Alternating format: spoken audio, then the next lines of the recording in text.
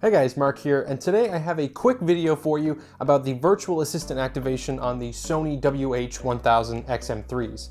As you know from watching my review video, and if you haven't, you definitely should, you can watch it up here, the 1000xm3s have built-in virtual assistant support by tapping and holding the center of the right ear cup. Now, it's not perfect. Sometimes it takes 2 tries to activate the assistant. In some cases, you don't know where your finger is on the pad, so you're kind of touching off center a little bit.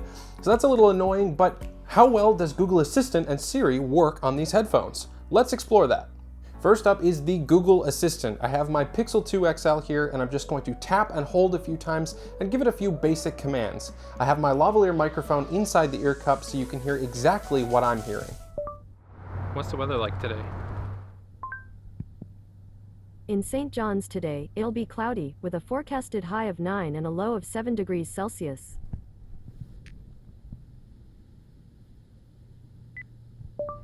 Can cats eat chocolate?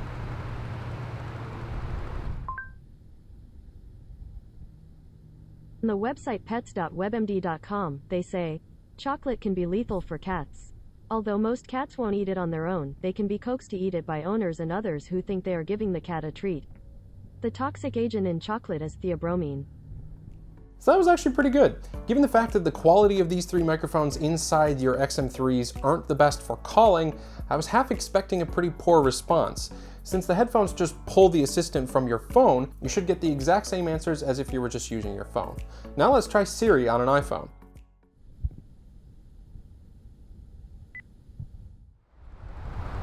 What's the weather like today? It's currently cloudy and 7 degrees in St. John's. Expect wind starting in the evening, and cloudy skies tonight. Temperatures are heading up from 7 degrees this afternoon to 11 tonight.